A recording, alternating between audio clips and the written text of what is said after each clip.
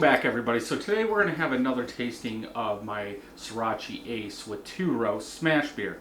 SMaSH beer, single malt, single hop. If you're new to home brewing, I would start here. Play around with just one grain, one malt. That's what a single hop or a SMaSH beer is, and just see what you get. You can put that hop in at 60 minutes, at 10 minutes, at 5 minutes, at flame out, whirlpool, dry hop, anything you want. But just play around, see what you like the best. Now, these are small batches, so 1.25 gallons going into the carboy. The reason I'm making them small batches so I can do more reviews to see what I like and maybe what you like. Sorachi Ace is a hop that I'm starting to like more and more. It does have a dill flavor. I do have other videos on Sorachi Ace if you want to check them out. So for this, 2 pounds, 4 ounces of 2-row. Our boil, 0.25 ounces at 30 minutes, 0.25 ounces at 5 minutes. The Sorachi Ace I used was 13.6 alpha acids. Now, why is that important? If you get a higher alpha acid hop and you use the same amount, it might be overwhelming. It might be what you like. Or maybe one time when you brew a SMaSH beer, maybe the alpha acid is higher. Then the next time you go to brew it, the alpha acid, say it's 10.6. You might not get the same flavors. You probably won't. The bitterness won't be as high. So you really have to watch out, and you might have to judge what your alpha acid is compared to mine and maybe add a little bit more of that hop, or a little less if yours is more potent. Now, I do know that would be the case probably on my Centennial and my Cascade hop, because when I ordered them for $5 for a pound, you could get the 2018 version. Now this was brewed in 2019 for $5, so that's what I did, and those alpha acids are lower. So to get up to a standard, 8% alpha acid, you would have to add, let's just say, double. For this, we did use USO5 yeast. For the dry hop, 3 days into fermentation, 0.25 ounces. This one was bottled on 10/27/2019, 6.87% ABV. Let's go ahead and get it open, see what we think. Nice hiss, good smoke. This one I'm pretty sure is using the small carbonation pearls. I do, yeah, here it comes. I do bottle directly out of the fermenter. I'm going to go ahead and pour this in there. And also what I'm seeing or wanting to see in these is, how long does it take to overcarb? Will it overcarb? How good are those tabs? A lot of people, what you would normally do if you were making a 5-gallon batch is mix some syrup or sugar with water at the right amount so you don't have bottle bombs. Heat that up to kill everything, let it cool down, pour that into your bottling bucket, pour your beer on there, so that way everything's carbonated at once instead of using these carbonation tablets. But because I'm doing small batches, I don't want to keep making that solution to pour into a bottling bucket. That's why I do it. So we do have an off-white colored head, small and medium bubbles. From that pour, 2 fingers of head bubbles on the side are compact and spread apart, both. Lots of bubbles coming up. Bright yellow in color. There's some haziness to it. I think it's because of all the bubbles.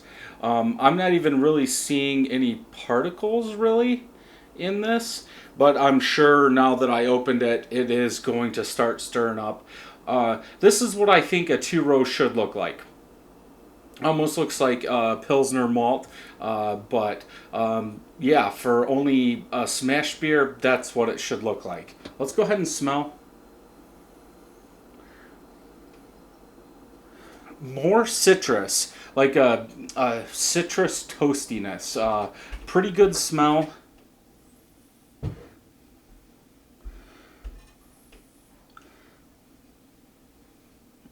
I'm not picking up the dill. The Sorachi Ace should have dill, maybe a little coriander. I'm not picking that up. It's more citrus than anything. Then you get that toasted malt on the back end of it. Let's go ahead and taste.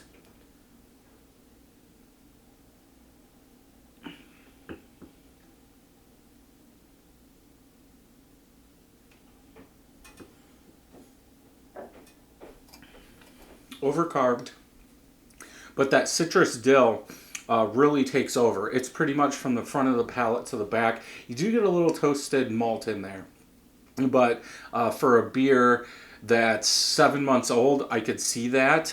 Usually that malt will start taking over. And technically, this is a double IPA over 8%, or for me, 7.5%. I call it double IPA. But it's not very big. That dill citrus really takes over. I don't know why, but I want to say like a lemon dill citrus.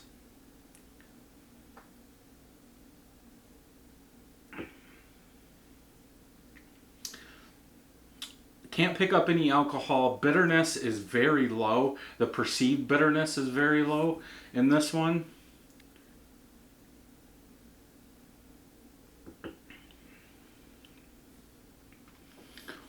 I guess on this one, it would be what kind of beer are you looking for? This reminds me of a summer beer.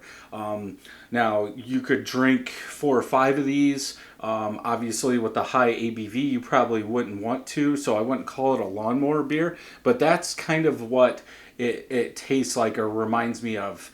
It's got a fresh citrus lemon flavor, and that dill does complement it pretty well.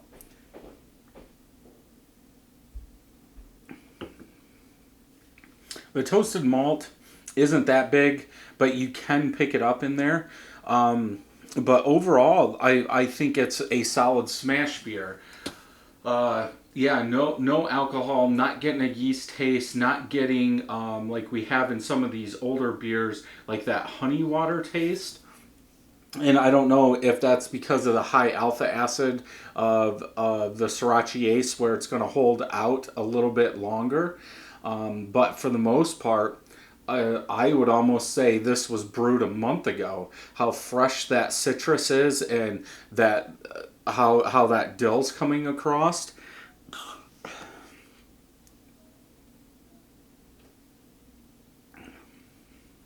Yeah, I think it's good. Definitely one I would drink or make again and drink. I would brew 5 gallons of this and have it in the summer. Now, you will have to go back and look or watch some of the older reviews for this to see if it's always been like this, because I don't watch the prior reviews before doing this, just so I go in, clear mind. But yeah, definitely a solid one. Let me know if you've used Sorachi Ace in a beer. If you enjoyed this video, check some more homebrew videos out over here. And until next time, happy brewing.